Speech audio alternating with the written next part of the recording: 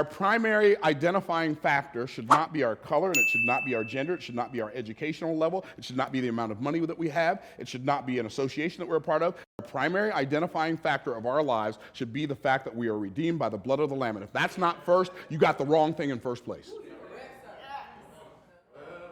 I am not black first.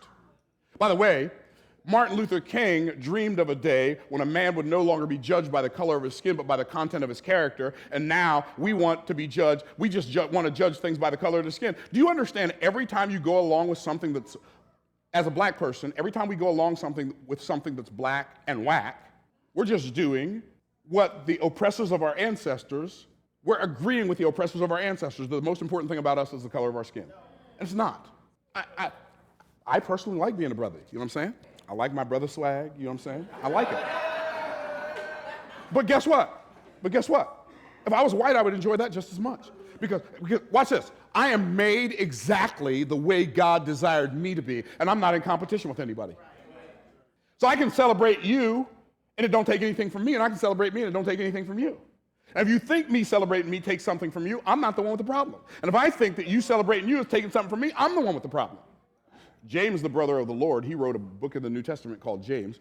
His name was really Yaakov, which is Jacob, but King James, and they changed it to James, and it's not James, it's Yaakov. But anyway, James, the brother of Jesus, here's what he said. He didn't say James, the brother of the Lord.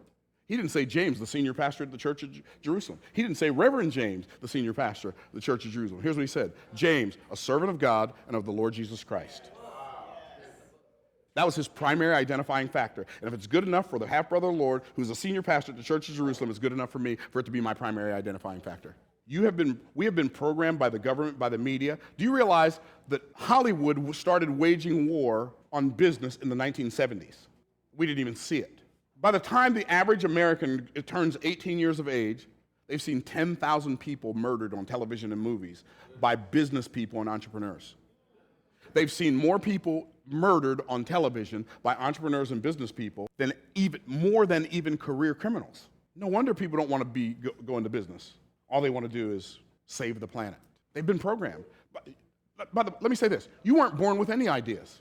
All of the beliefs you have, you got them from somewhere. So you might want to check the source before you start running 100 miles an hour in the wrong direction and end up off a cliff somewhere. See, here's what we got to do.